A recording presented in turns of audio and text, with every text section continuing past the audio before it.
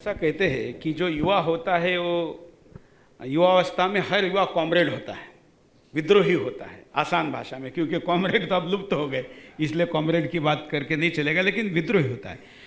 इस इंटरनेट युग ने जैसे अच्छाई पहुंचाई वैसे बड़े पैमाने पर हिंदू द्रोह, हिंदुस्तान द्रोह, सभ्यता, संस्कृति, परंपरा, मान्यता, अध्यात्म, इनके विरुद्ध भी गलत बातें पहुंचाना, उसके द्वारा उसके मन में इसके प्रति गलत धारणा पैदा करना, ये भी बड़े पैमाने पर हो रहा है।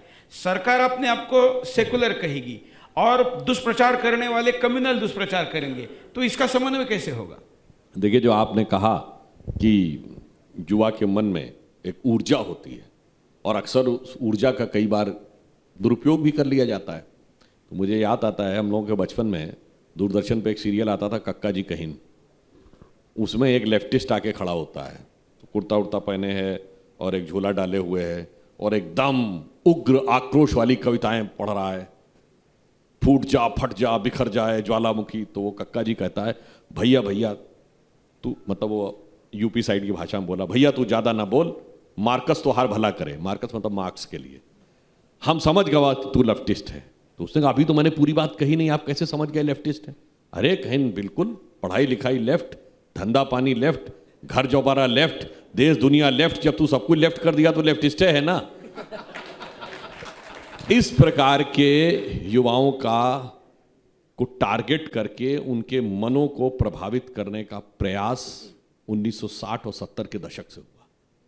और इसमें भी यदि किसी को संदेह हो तो मैं कहना चाहूंगा कि केजीबी का एक जासूस था जो 60 और 70 के दशक में भारत में पत्रकार बन के रहता था, जिसका नाम था यूरी बेचमेनेव।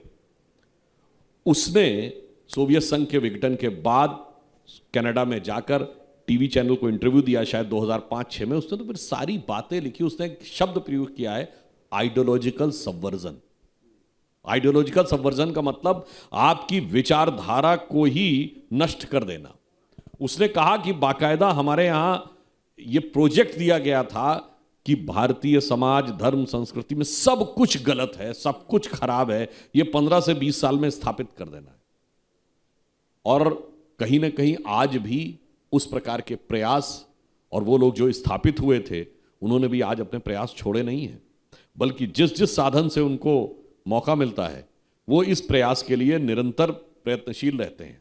तो हम लोगों की यह भी जिम्मेदारी है कि आज इस इंफॉर्मेशन टेक्नोलॉजी के युग में हम स्वयं भी सूचनाओं को वेरीफाई करें, और माता पिता की भी ये जिम्मेदारी है कि वो ये देखें कि बच्चे किस प्रकार की सूचनाएं ले रहे हैं।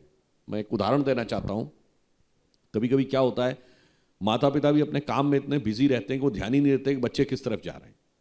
जैसे हम लोग के एक मित्र हैं, उन्होंने बताया कि उनकी पत्नी ने कहा कि उनके बच्चे उनसे ये कहते हैं कि मम्मी आप ये साड़ी पहन के क्यों आती हैं? साड़ी तो जो लोअर क्लास की महिलाएं पहनती हैं, हायर क्लास की महिलाएं साड़ी नहीं पहनती हैं। अब उन्होंने कहा, इसका हम क्या जवाब दें?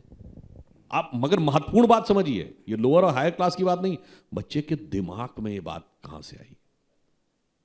आप एक और बात समझिए, कि आप जितने टीवी चैनल देखते हैं, इसमें जितने टीवी में ऐड आते हैं, हर ऐड में कोई छोटा सा 7 साल का बच्चा या बच्ची अपने बुजुर्गों को कुछ ना कुछ समझा रहा होता है, ये सही है ये गलत है।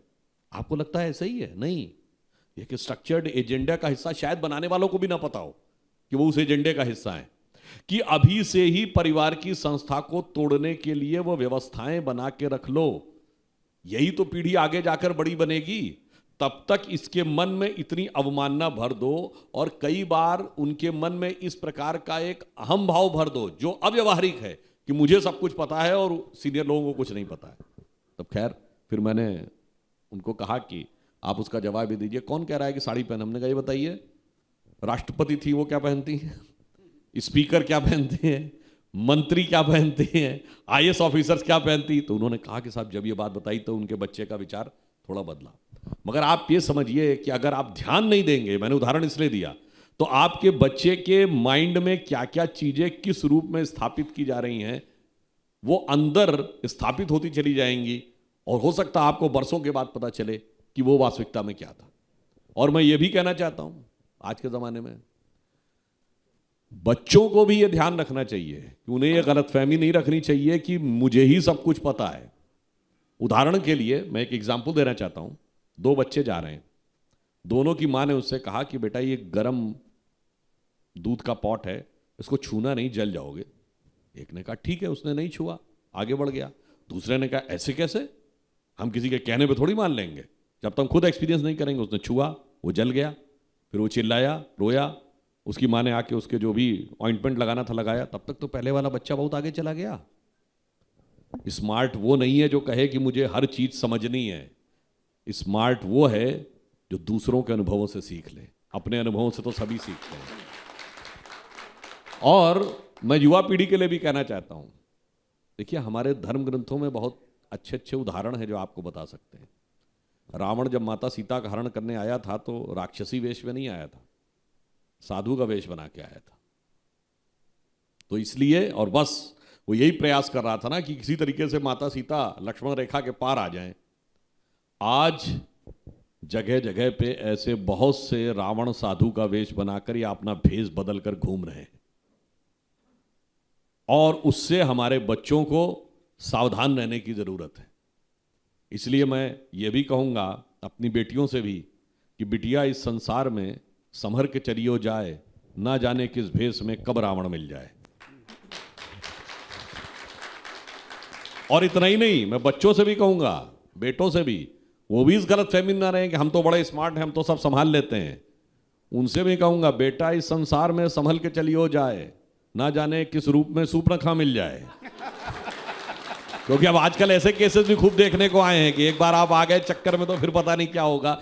इसलिए मैं कहना चाहता हूं युवा वर्ग को भी ध्यान रखने की जरूरत है। जो भी बात है अपने माता पिता को बताइए, अपने टीचर्स को बताइए, उनके साथ डिस्कस करिए। और उतनी ही आवश्यकता, चूंकि इतनी ज्यादा इंफॉर्मेशन गलत तरीके से भी प्रस्तुत हो रही है, एक वातावरण ऐसा बन गया जैसा सुरेश जी ने कहा, तो उसके लिए भी आपको सजग और सतर्क रहने की भी जरूरत है। बात अभी आप लेफ्ट की बात कर रहे थे, तो लेफ्ट की बात करें और जेएनयू का नाम ना ले तो कैसे होगा।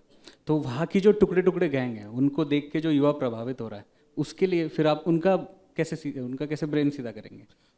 देखिए क्या होता है कि ये जो बौद्धिक आक्रमण है, ये सिर्फ एक तरीके से नहीं होता है। एक तो पाठ्यक्रम के माध्यम से, एक आप जो लेख पढ़ते हैं, आप जो कहानियां पढ़ते हैं, आप जो फिल्में देखते हैं, आप जो किस्से कहानी सुनते हैं, सारी चीजों के द्वारा वो चीज स्थापित करने का प्रयास किया जाता है जो टुकड़े टुकड़े की तरफ ले जाए। जैसे जातियों में, क्षेत्र में, भाषा में विभाजित कर दो तो वो भारत की विविधता है, और जैसे ही उसमें एकता दिख जाए तो वो सांप्रदायिकता है।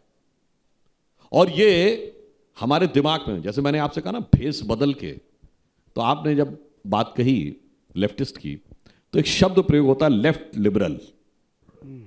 आप कहते हैं ना लेफ्ट लिबरल, और वो किसके प्रतीक हैं? फ्रीडम ऑफ एक्सप्रेशन के, ओपननेस के।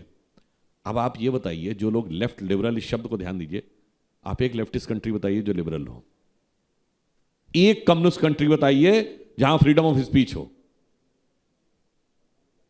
इससे आप समझ लीजिए कि जो लेफ्ट लिबरल कहे उसका अर्थ हो गया कि वो कुछ कुछ वैसा जैसा कहे कि मैं एक ईश्वर भक्त नास्तिक हूं।